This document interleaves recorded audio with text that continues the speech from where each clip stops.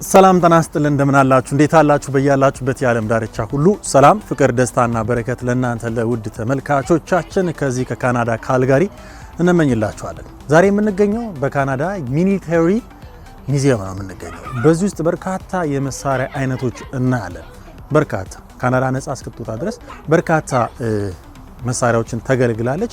ለሰው ሀገርም ተደረበ የተዋጋችባቸው ጊዜያቶችም ነበሩ። እነሱን ሁሉ እናነሳለን። ምን አይነት መሳሪያዎች ሲገለገሉ ነበር በዛ ዘመን የሚለውን ደግሞ እዚህ ጋር የተቀመጡትን ጠቅላላ መሳሪያዎች ለምሳሌ እነዚህ ግቢ ውስጥ ያሉ ናቸው። ወደ ውስጥም ገብተን ደግሞ የተለያዩ መሳሪያዎችን እናያለን። ታንኮችን አይተናል፣ ጀቶችን አይተናል። በጣም በርካታ የመሳሪያ አይነቶች እዚህ ግቢ ውስጥ በሙዚየምነት ተገኝተዋል። ስለዚህ አንደኛ ያላቸውን የነበራቸውን የዛን ዘመን የሚያስታውሱ ነገሮችን ይሄ አሁን ያለችውን ካናዳ ለመስራት የተከፈለው መስዋዕትነት ሰዎች እንዲያስታውሱ አንድም እንደ ምክንያት ተደርጎ የተቋቋመ ሙዚየም ነው። ሁለተኛ ነገር ደግሞ ለማመስገንም ነው። ዛሬ ነጻ የሆነች ከተማን ወይም ነጻ የሆነች ካናዳን ለማፍራት እነዛ ሰዎች የከፈሏቸው መስዋዕትነት ቀላል ስላልሆነ እሱን መሰረት ተደርጎ የተቋቋመ ትልቅ ሙዚየም ነው። እጅግ በጣም ግዙፍ ነው። በጣም ሰፊ ነው። ሄደን አያልቅም። ግን እዚህ ጋር የተገለገሏቸውን መሳሪያዎች ታንኩንም ጀቱንም የኤርፎርስ የሚገለገሉባቸው የነበሩትን ጀቶች ሁሉንም እዚህ በታሪክነት ሰንደው ይገኛሉ። ውስጥ ገብተን ደግሞ ምን ይመስላል የሚለውን እናያለን። ይገርማል። በጣም ትልልቅ ታንኮች ናቸው። በጣም ግዙፎች ናቸው። እጅግ በጣም ግዙፍ ታንኮች ናቸው። ምናልባት በካሜራው የግዝፈታቸውን መጠን ላያሳይ ይችል ይሆናል። ነገር ግን በጣም ግዙፎች ናቸው። ትልልቅ መሳሪያዎች ናቸው። እነዚህ የታንክ እኔ አንድ የታንክ አይነት ብቻ ነው ማወቅ የነበረው። እዚህ ግቢ ስገባ ግን እጅግ በጣም ብዙ አይነት የታንክ አይነቶችን ማየት ችለናል ማለት ነው። ወደ ውስጥ እንገባለን። ምን ይመስላል ሙዚየሙ የሚለውን በጋራ የምናየው ይሆናል። እናንተም ከኛ ጋር ቆይታ አድርጉ። የምትመለከቱት በነገራችን ላይ ቻናል 1 ኢትዮጵያ ነው፣ ከካናዳ ካልጋሪ አብረን ቆይታ የምናደርገው እኔና ናቲነን። ወደ ውስጥ እንግባ፣ ተከተሉ።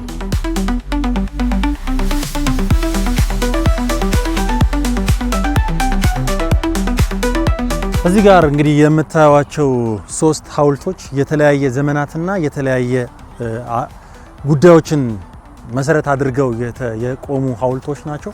ምናልባት በዛ ሳይድ የምናየው ለቻይና ተደርበው የተዋጉላቸው መሆኑን የሚያሳይ ነው። እዚህ ጋርም ልክ እንደዚሁ በሀገራቸው ላይ ለነበራቸው ትልቅ ፍልሚያ አገልግሎት ለሰጡ እንደዚሁም ደግሞ የባቡር ሀዲድ ለጦርነት ጉዞ ሲያደርጉ ለሚሄዱበትን መሰረት ተደርጎ የቆመ ሐውልት ነውና 3 የተለያዩ ሐውልቶች ናቸው። እነዚህ 3 ሐውልቶች በወቅቱ የሰሯቸውን ስራዎች ምን ይመስላሉ፣ ምን አይነት ስራዎችን ሰሯቸው ለሚለው በታሪክነት ሰንደው አስቀምጠውላቸዋል፣ ማስታወሻም አድርገውላቸዋል። 3 የተለያዩ ሐውልቶች ናቸው ያሉት። ይሄ የባቡር ሀዲድ ነው። ይሄኛው በወቅቱ ለተዋጉ ወታደሮች ማስታወሻነት ነው። ያኛው ደግሞ ለቻይና ካናዳ ተደረባ ጃፓንን በነበረው ውጊያ ለተደረቡና በወቅቱ ለተዋጉ ሰዎች ማስታወሻ ተደርጎ የተቀመጠ ሐውልቶች ናቸው። እንግዲህ በዘመኔ ካናዳ ለተለያዩ ሀገሮች ተደርባ ስትዋጋ ይቻል አቅም የረጅም ዓመት ታሪክ ስለሆነ ነው ያስቀመጡላቸው ማለት ነው። ቻይናን የምታመሰግንበትም አንዱ ይሄ ስለሆነ ማለት ነው። እንግዲህ አሁን የምንገኘው ወደ ሙዚየም ውስጥ ልንገባ ነው። የተለያዩ ቁሳቁሶች ውስጥ ይኖራሉ ብለን እናስባለን ከውትድርና ጋር የተያዙ። እሱን ውስጥ ገብተን የምናየው ይሆናል። አብረን እንግባ።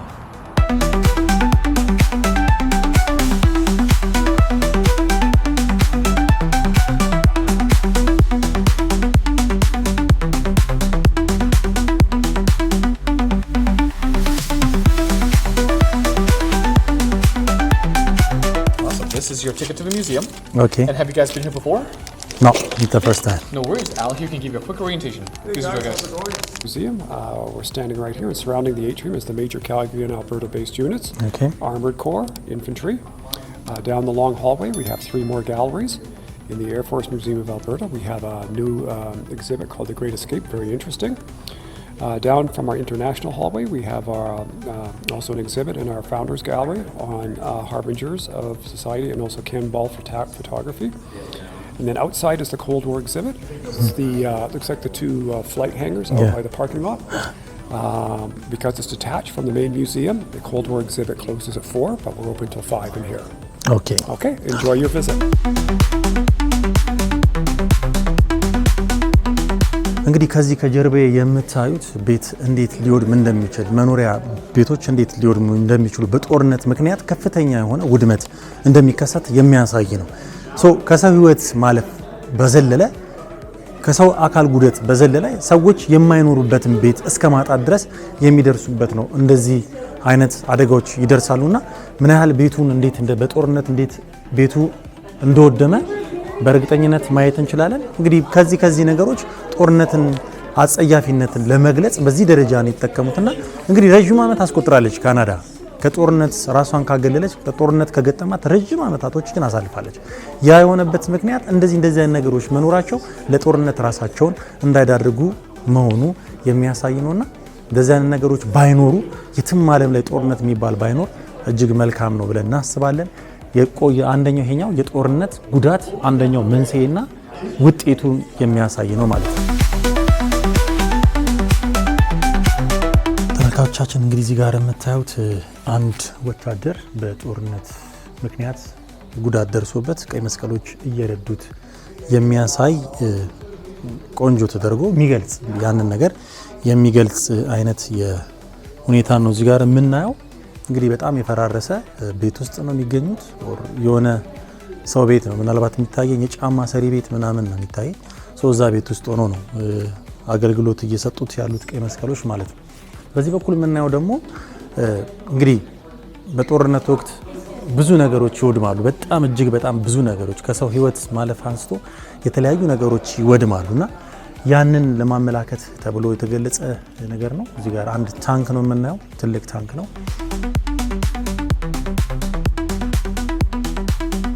በዚህ በምስሉ ላይ የምታዩት ካፒቴን ሪቻርድ ይባላል። በ1905 ተወልዶ በ1996 ዓ.ም 91 ዓመትን ምድር ላይ አሳልፎ ከዚህ ዓለም በሞት ያሸለበ ሰው ነው። ይህ ሰው እንግዲህ ይህን ሚዚየም እንዲቋቋም መንስኤ ነው፣ ምክንያት ነው እና ይህን ሚዚየም ክሬት ካደረጉት ካቋቋሙት ሰዎች የመጀመሪያው ግንባር ቀደሙን የሚወስደው ካፒቴን ሪቻርድ ነው ማለት ነው እና 91 ዓመቱ ላይ ከዚህ ዓለም በሞት ተለይቷል።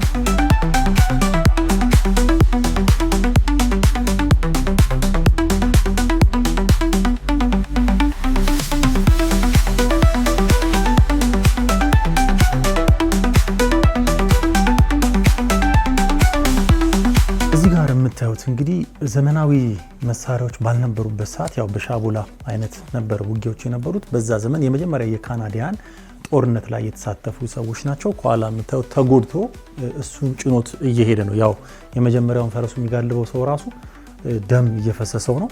ግን የተጎዳውን በይበልጥ የተጎዳውን ወዳጁንና ጓደኛውን ወይም ደግሞ አባሉን ከኋላ በደንብ ይዞት ወደ ፊት ለፊት እየገሰገሰ መሆኑን የሚያሳይ ነው።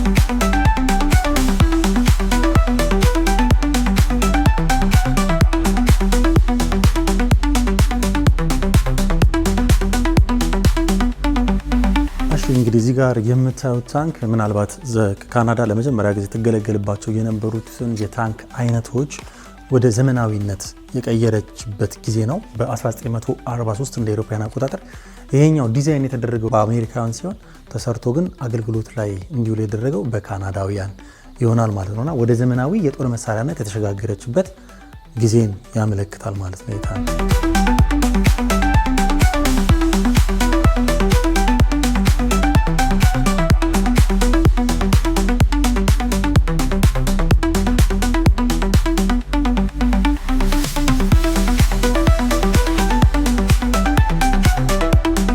ጋር የምትራት መኪና እኔ በጣም ያው እዛ እድሜም አካባቢ ስለሆንኩኝ በደርግ ዘመነ መንግስት በጣም ማስታውሳት መኪና ነች።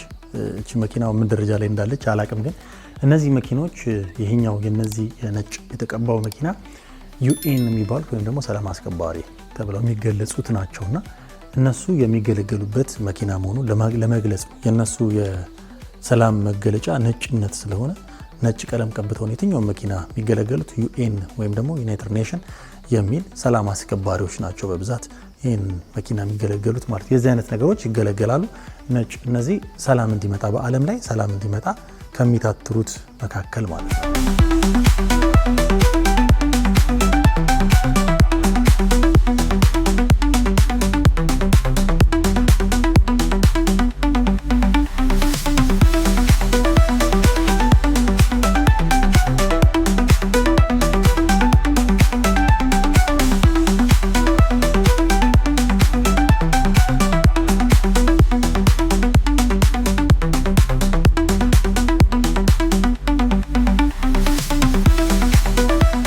እንግዲህ የምታዩቸው በርካታ ስም ዝርዝሮች አሉ። እነዚህ ስም ዝርዝሮች ከተለያየ ማዕረግ ከተራ ወታደርነት እስከ ትልቁ ማዕረግ ደረጃ ለሀገራቸው ያገለገሉ ካናዳውያንም በዚህ ደረጃ በተለያየ ዘመናት ያገለገሉ ወታደሮችን ስም ዝርዝር ሰንዶ የሚገኝበት ክፍል ነው። እዚህ ክፍል ውስጥ እንግዲህ ማዕረጋቸው እንደምታዩት እያንዳንዳቸው ስማቸው፣ ማዕረጋቸው፣ ያገለግሉበት ዘመንና ያበረከቱት አስተዋጽኦ ጭምር ለሀገራቸው አጥንት ደምና ሕይወታቸውን የለገሱ ካናዳውያን የተሰጠ የማዕረግ አይነትና የተሰጣቸውም ኒሻን የሚገልጽ ናቸው። እንግዲህ እንደዚህ ጥሩ ነው። በየትኛውም ዘመን ላይ ሀገሩን ሁሉም ባገለገለበት ልክ በዚህ ደረጃ እንዲታወስ መደረጉ ጥሩ የሚያስብል ይበል የሚያስብል ነውና እንደዚህ መሆኑን እጅግ በጣም ወድጄዋለሁ እኔ በበኩሌ። ምክንያቱም ሁሉም ዘመናት የራሱ ጀግና ስላለው ማለት ነውና እነዛን ጀግኖቻችንን በዚህ ደረጃ ብናወድሳቸው መልካም ነው ብዬ አስባለሁ። እዚህ ጋር እንግዲህ እንደምታዩቸው በየተለያዩ ዘመናት የተሰነዱ የወታደሮች ልብስ ነው ወይም ደግሞ ካናዳውያን ያገለገሉ ወታደሮች አልባሳት ነው የሚገኘው።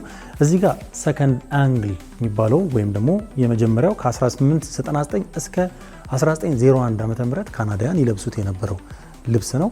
ሻቦላ ይጠቀሙ ነበረ። ያንን ዘመን የሚገልጽ ነው። እዚህ ጋርም በሁለተኛው ልክ እንዲሁ ስንመጣ የፈርስት ወርልድ ዋር 1914 እስከ 1918 እንደ ኢሮፒያን አቆጣጠር እነዚህም ይለብሱት የነበረው ኦፖ የሚባለው ኮፍያ ቢኖርም ሻቦላም አላቸው። የተለያዩ አልባሳቶችን ይጠቀሙ ነበረ። ሰከንድ ዋር ወርልድ ዋር ላይ ደግሞ በ1939 እስከ 1945 ዓ.ም በነበረው ጦርነት ይለብሷቸው የነበሩ ልብሶች ናቸው። እነዚህ አይነት አለባበስ ነበር ይለብሱ የነበረው። ከዛ በኋላ ኤርሊ ኮልድ ዋር በ1946 እስከ 1968 እንደ ኢሮፒያን አቆጣጠር እዚህ ጋርም እንደምታዩት ልብሳቸው በየዘመናቱ የተለያየ ልብስ ነው የሚሆነው። ይጠቀም የነበረው አልባሳት ብቻ አይደለም፣ ዘመናዊ መሳሪያ መታጠቅ የጀመሩበትን ጊዜ የሚያሳይ ነው።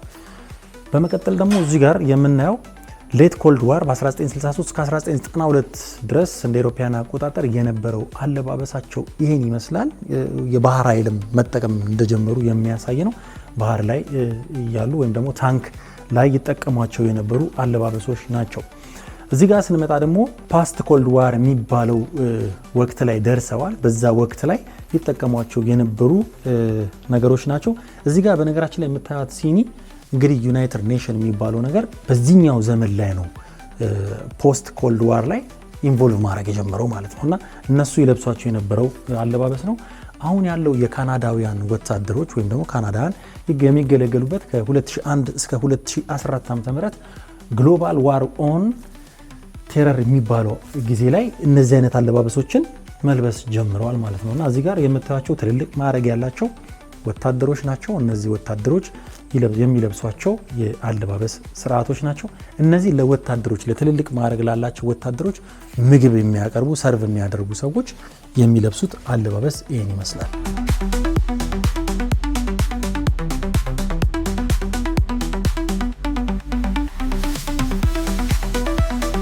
እንግዲህ እንደምታዩት በተለያዩ ዘመናት የተለያዩ ነገሮችን ይገለገሉ እንደነበረ የሚያሳይ ነገሮችን እያየን ነው የምንገኘው። እዚህ ጋር እንግዲህ የመጨረሻው በጣም ለምሳሌ የምታዩት ወታደር በስተመጨረሻ ከውጊያ በኋላ ሀገሩን እንደዚህ ብዙ ጊዜ ስለ ሀገራችን የምንገልጽበት ሁኔታ አለና ያ የካናዳ ባንዲራ ፍላጓ መሀል ላይ ያለችው ቅጠል ነችና እሷን እያየ የመጨረሻ የጦርነቱ ማብቂያ መሆኑን ለማሳየት የተደረገ ነው። ወታደሩ ተንበርክኮ ስለ ሀገሩ የገለጸበት ነው። በነገራችን ላይ እነዚህ ነገሮች እዚህ ሀገር ላይ ራሱን የቻለ ሚሞሪያልስ ዴይ ይባላል። እነዚህ አበቦች ሁሉም ሰው ደረቱ ላይ ያደርጋቸዋል። ቀኑን ጠብቆ ደረታቸው ላይ ያደርጋሉ። ልክ እንደዚህ ሁሉም ሱፐርማርኬቶች ላይ ይሰጣል፣ በየተለያዩ ቦታዎች ላይ ይሰጣል። ያ ለሀገር ለዚህ ካናዳን መሰረት አድርገው ለተዋጉ ዋጋ ለከፈሉ ነፍስና ስጋቸውን አጥንታቸውን ለከሰከሱ ደማቸውን ላፈሰሱ ሁሉ መታወሻ ይሆን ዘንድ በአመት አንድ ጊዜ እንደዚህ ያደርጉላቸዋልና ሚሞሪያልስ ዴይ ይባላል። ይዘጋል፣ ቀንም ስራም ይዘጋልና እችኛዋን አበባ ሁሉም ሰው ያደርጋታል። ፕላስቲክ ነች፣ በጣም የምታምረች።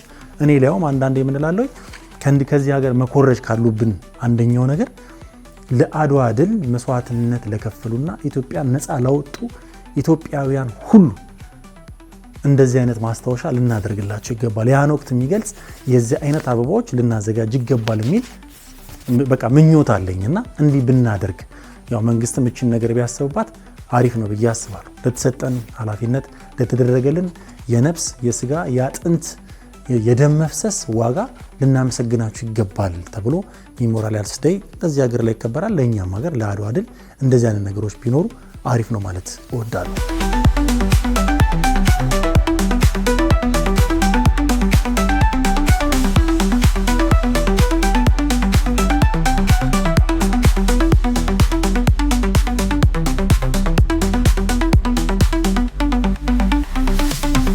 እዚህ ጋር እንግዲህ የምታዩት ወታደር ካምፕ ውስጥ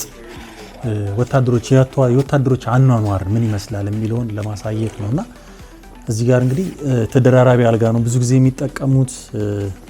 እንግዲህ በተለያየ ዘመናት ምናልባት የብረት እነዚህ እዚህ ጋር የምናያቸው የጣውላ ሊሆኑ ይችላሉ። እንደየሀገሩ ሁኔታና ባህሪ የሚለያይ ነው የወታደሮች አኗኗር። ከዚህ አንጻር እዚህ ጋር የምናየው የወታደሮች ተደራራቢ አልጋ አኗኗርን የሚያሳይ ነው ማለት ነው። እዚህ ጋር እንደምናየው በሚሊተሪ ህግ ውስጥ አንድ ሚሊተሪ ወታደር ወይም ደግሞ ከሚሊተሪ ህግና ደንብ ውጪ ሲሆን በዚህ ደረጃ መቀጣቱን የሚያሳይ ነው። ቅጣቶችም እንዳሉ ህግ አለው። ሚሊተሪ የራሱን ህግ አለውና ያን ህግ የተላለፈ በዚህ ደረጃ ቅጣት እንዳለውና የሚያሳይ ነው። እነዚህ 1943 ዓመተ ምህረት ላይ የነበሩ ወታደሮች ናቸው።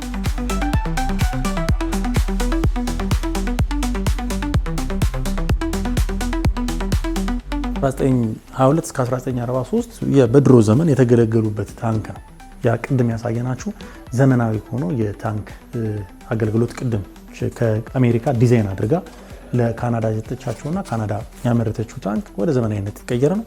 ከዛ በፊት ተገለገልበት የነበረው ታንክ ይሄን ይመስላል። በነገራችን ላይ እዚህ ጋር ወታደር ቤት በጣም በቃ ትክክለኛ እንትን እነዚህ አለቆች ናቸው። እነዚህ ተራ ወታደሮች ናቸው ወይም ደግሞ አዋጊ ተብለው የሚታሰቡ ናቸው። ልክ በዚህ ደረጃ ነው በቃ ተከባብረው ውትድርናን የሚያሳልጡትና 19ኛው በ14ኛው ክፍለ ዘመን የነበረ የውትድርና ሁናቴን የሚያሳይ ነው።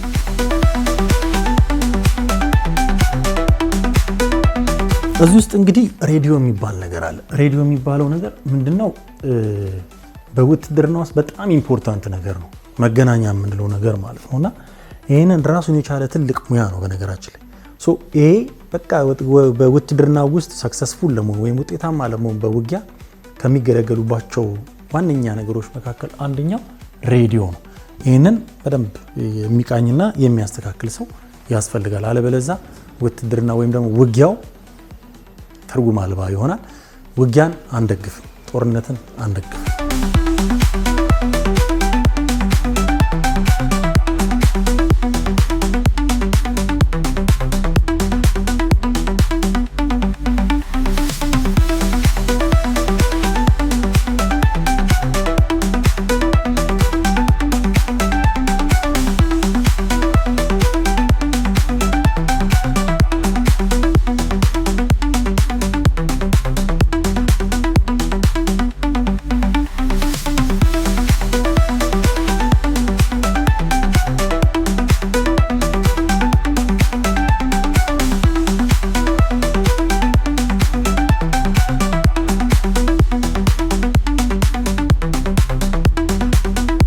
ኢንዶ ካናዲያን ሚሊተሪ ሂስትሪ ነው እዚህ ጋር ያለው። የኢንዶ ካናዲያን ሚሊተሪዎች ወይም ወታደሮች ታሪካቸው ነው። ያ ህንዶች የሚያደርጉት ጭንቅላታቸው ላይ የሚያደርጉት እንደ ሻሽ ነገር ነው። ህንዶች ካናዳን ወክለው ባደረጉት ውጊያ ማስታወሻነት የተቀመጠ ነው። እዚህ ጋር ደግሞ ብላክ ካናዲያን ሄሪቴጅ ዲስፕሌይ ነው ወይም ደግሞ የካናዳ በብላኮች ወይም ደግሞ ጥቁሮች ካናዳን ወክለው ባደረጉት ውጊያ ማስታወሻነት የተቀመጠ ዲስፕሌይ ነው። እዚህ ጋር ደግሞ ጁሽ ካናዲያን የሆኑ የጁሽ ተወላጅ የሆኑ ካናዳውያን ካናዳን ወክለው ባደረጉት ጦርነት ማስታወሻነት የተቀመጠ ስፍራ ነው ራሱን የቻለ። እዚህ ጋር ደግሞ የምናየው ካሪቢያኖች ናቸው። ካናቢያን ኢንዶ ካናዲያን ሄሪቴጅ ተብሎ የተቀመጠላቸው ናቸው። እነዚህ እንግዲህ የራሳቸው የሆነ መገለጫ አላቸው። እነዚህ ካናዳን ወክለው ባደረጉት ውጊያ ስማቸው ሁሉ አለ እዚህ ጋር በጣም የሚገርሙ ሙሉ ስም ዝርዝራቸው ሁሉ አለ በዚህ ጦርነቱ ላይ የተሳተፉ በ18ኛው በ19ኛው በ24ኛው እያለ እያንዳንዱን ዓመተ ምህረት እየጠቀሱ የተዋጉ የካሪቢያን ሆኖ ካናዳን ዜግነት ያላቸው ይሄን እዚህ ጋር ተቀምጦላችኋል ማለት ነው።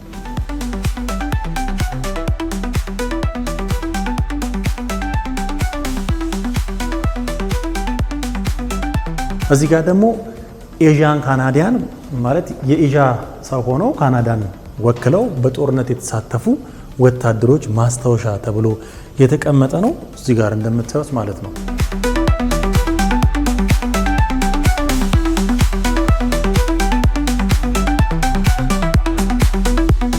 ወታደሮች እንግዲህ እንደ ማንኛውም ዜጋ የራሳቸው የሆነ ሃይማኖት አላቸው፣ የአምልኮ ስርዓት አላቸው። ከዚህ አንጻር እንግዲህ ወታደሮች በዘመናቸው በሚያመልኩት የአምልኮ ስርዓት ታቅፈው አምላካቸውን ያመሰግናሉ።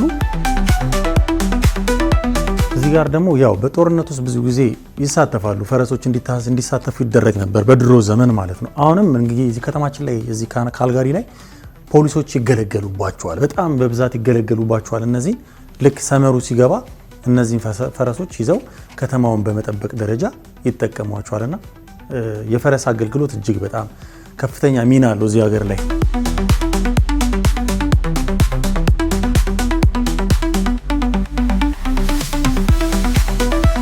ሴቶች ተሳትፈዋል በውትድርና ውስጥ እጅግ በጣም ትልቁን ድርሻ ወስደው ተዋግተዋል፣ ዋጋ ከፍለዋል እና ለነሱ ማስታወሻ ይሆን ዘንድ የተቀመጠ ነው። ካናዲያን ውመንስ አርሚ ተብለው ራሱን ችሎ እዚህ ጋር ተቀምጦላቸዋል ማለት ነው።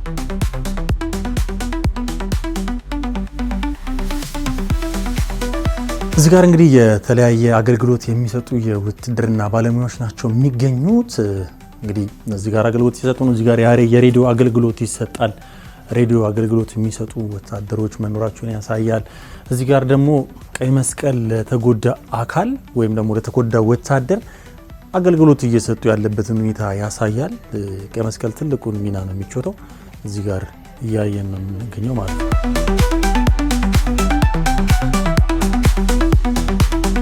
እዚህ ጋር እንግዲህ ውትድርና ውስጥ አንደኛው ወደ ዘመናዊነት እየተቀየረ ያለበት ሁኔታ ነው። በኮምፒውተር ያለው ግን እንደዚህ ውትድርናው በዚህ መልኩ እየቃኙ እንደዚህ እንዲያርጉ የሚሉት እና የሬዲዮ አገልግሎት የሚሰጥ ነው።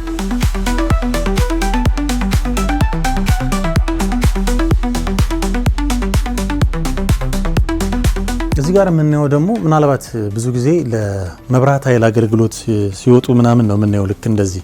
ነገር ግን በውትድርና ዓለም ውስጥም የዚህ አይነት ነገሮች አገልግሎት ይሰጣሉ ወይም ደግሞ ይሰራሉ። የተለያዩ ነገሮችን ለመውጣት ይጠቀማሉ ማለት ነው። እዚህ ጋር የምናየው በአመት አንድ ጊዜ የሚከበር የሪሜምበራንስ ወይም ደግሞ የወታደሮችን የሚከበሩበት ቀን አለ በአመት እዚህ ሀገር ላይ ቅድም እንዳልኳችሁና በዛ ቀን ላይ ወታደሮቹ ይገኛሉ። አብዛኞቹ ወታደሮች እዛ ይገኛሉ። በዛ ሰዓት ህፃናቶች መጥተው ለምትሰጡን ለሰጣችሁን ሰርቪስ እናመሰግናለን ብለው የተለያየ ስጦታ ይሰጧቸዋል። ህፃን ስለሆነች እንደ ልጅነቷ ሊገልጽላት የሚችለውን አሻንጉሊት ሰጥተዋለች ማለት ነውና እንደዚህ አይነት ነገሮች ሊበረታቱ ይገባል የሚል መልእክትም አለኝ። እንግዲህ በዚህ በወታደር ዓለም ውስጥ አንደኛው ራስን ማስመሰል ነው። ካለው አካባቢ ጋር ራስን ማስመሰል ነውና ላለመመታት ወታደሩ ወይም በጠላት እንዳይጠቃ ለማድረግ የተጠቀመበት መንገድ ልክ ራሱን አካባቢ ቅጠሉን መስሎ አንድ አይነት ነገር ሆኖ ነው ጦርነቱን እያካሄደ ያለው። እንግዲህ ካርታ እያነበበ ነው። እዚህ ጋር ደግሞ ምሽግ ውስጥ ሆኖ ከርቀት ውትድርናን እየመራ ያለ ወታደር ነው። የማይክሮስኮፕ አለው፣ ሬዲዮ አለው፣ እያንዳንዱ መሳሪያም አለው። እያንዳንዱ ነገር ሆኖ ግን ምሽግ ላይ ያለ ወታደር መሆኑን ያሳያል ማለት ነው።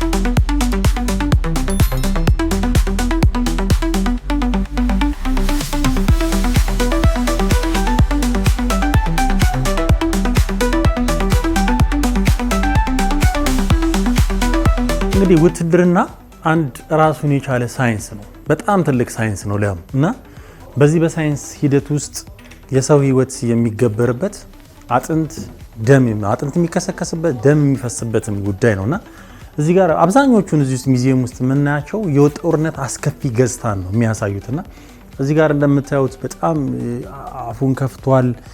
ያለበት ሁኔታን ያሳያል። እዛ ጥግ ጋር የዚህ መመታት አይቶ ሌላ ስሜት ውስጥ ነው ያለው።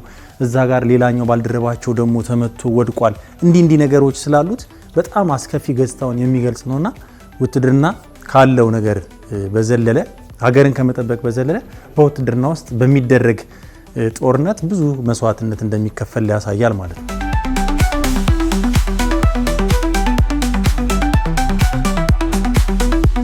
እዚህ ጋር እንግዲህ እንደምታዩት በእኛ ሀገር በብዛት የሚታወቀው ዲሽቃ የተባለው የመሳሪያ አይነት ነው። እዚህ እንግዲህ ኦልድ ነው እንግዲህ ካናዳ ውስጥ ኦልድ መሳሪያ ተብሎ የሚታሰብ ይመስለኛልና የቆየ ታሪካቸውንም በዚህ መልኩ ሰንደውት ይገኛሉ። ከዛ በፊት ያየናቸው ደግሞ እንዴት ውትድርና እንዴት ዋጋ እንደሚከፈል ሀገርን ለመጠበቅ ወታደሮች እንዴት ምንና ምን ነገሮችን እንደሚያልፉ የሚያሳይ ጭምር ነውና እሱን ማሳየት እንችላለን ማለት ነው። እዚህ ጋር እንግዲህ የተለያዩ ሀገራት ወታደሮች አለባበስም ጭምር ነው የሚያሳየው። በዚህ ሀገር ላይ ከነበሩት ወታደሮች መካከል አንደኛው በ10ኛው ክፍለ ዘመን ላይ የነበረ ነው ይሄኛው። ይሄ የምናየው በጣም የሚገርም መሳሪያ ነው። 106 ሚሊ ሜትር ነው። በጣም ትልቅ መሳሪያ ነው። ረዥም መሳሪያ ነው። የተንቀሳቃሽ በመኪና እየሄደ የጦርነት ላይ የሚሳተፍ መሳሪያ ነው። እዚህ ጋር የምናየው እንግዲህ የሶቪየት በር ተከፍቶ የተገባበት የሶቪየት የሚያሳይ ነው። የጦርነት እጅግ በጣም አስቀያሚ ፓርቱ ይሄ ነው። የብዙ ሰዎች ህይወት ያልፋል። የብዙ ሰዎች ቤት ይፈናቀላል። የብዙ ሰዎች ቤት ይፈርሳል። በጣም ብዙ ነገሮች የሚበላሽበት ነገር ቢኖር ጦርነት ነውና ከጦርነት አስከፊ ገጽታዎች መካከል እነዚህን ማየት እንችላለን። በደንብ የሚያሳይ በደንብ የሚገልጽ ነው። ከሰዎች መኖሪያ ቤት የዚህ ሰውዬ መኖሪያ ቤት ነው። ከዚህ ሰውዬ መኖሪያ ቤትነት ወደ ጦርነት ቀጠና ተላልፎ የሰው ህይወት እንደዚህ የሚያልፍበት አጋጣሚ እልፍ ነውና ጦርነት እጅግ በጣም አስቀያሚ ነው። የሰው ቤት ይፈርሳል። ሰዎች ቤታቸውን ያጣሉ። በዚህ ደረጃ እንደምታዩት ቤቱ ተቀጣጥሏል፣ ነዷል። ይሄ ነው ባለቤትየው። የቤቱ ባለቤት የለም። ወታደሮች ናቸው ይህን ቤት ተቆጣጥሮት የሚገኙት ማለት ነው። እዚህ ጋርም የምናያቸው እንግዲህ ምሽግ ላይ ሆነው ያኛው ከኋላ ያለው ካርታ ያነባል። እዚህ ጋር ደግሞ በተሰጠው ካርታ ንባብ መሰረት እንግዲህ ራሱን የቻለ ምሽግ ሰርተው ጦርነት ላይ እየተሳተፉ መሆናቸውን የሚያሳይ ሁኔታ ነው ያለው ማለት ነው።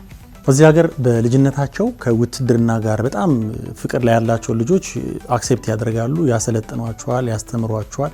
ከውትድርና ጋር ያለ ነገር በደንብ ይነገራቸዋል እዚህ ሀገር ላይ ማለት ነውና በዚህ ደረጃ ውትድርና ላይ ወደፊት ሊሳተፉ ይችላሉ፣ ላይሳተፉም ይችላሉ። ግን ፍቅር ያላቸው ልጆች በወታደር ቤት በዚህ ደረጃ ዩኒፎርም ያለብሷቸዋል፣ ጫማ ያደርጉላቸዋል። በደንብ አድርገዋቸው እንዲሳተፉ በፕሮግራሞች ላይ እንዲገኙ ስለ ውትድርና ሳይንስ እውቀት እንዲኖራቸው ይደረጋል ማለት ነው።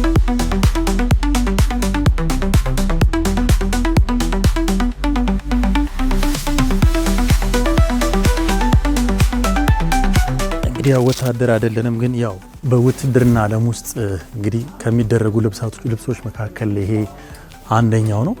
እነዚህ ልብሶች እንግዲህ ለብሰው ነው ከፍተኛ በይዘው ይከብዳል ከፍተኛ ጦርነት ውስጥ የሚሳተፉት። በሚሊተሪ ሙዚየም የነበረን ቆይታ ይሄን ይመስል ነበር። እጅግ በጣም ያማረ ጊዜን አሳልፈናል። እጅግ ከውትድርና ጋር አስቀያሚ ጉዳዮችንም አይተናል። እንደ ሀገር ወታደር ያስፈልገናል፣ ግን የሰው ሕይወት ደም አጥንት መከስከስ አለውና የተለያዩ ጦርነቶችን አቁመን ወደ ሰላም መስመር መምጣት አለብን ብዬ አስባለሁኝ። የነበረን ቆይታ ይሄን ይመስላል። እጅግ በጣም አድርገን እናመሰግናለን። በቀጣይ በሌላ ፕሮግራም አብራችሁን ቆይታ እንደምታደርጉ ተስፋ እናደርጋለን። ይሄ ቻናል ዋን ኢትዮጵያ ነው። አብራችሁን ቆይታ አድርጉ።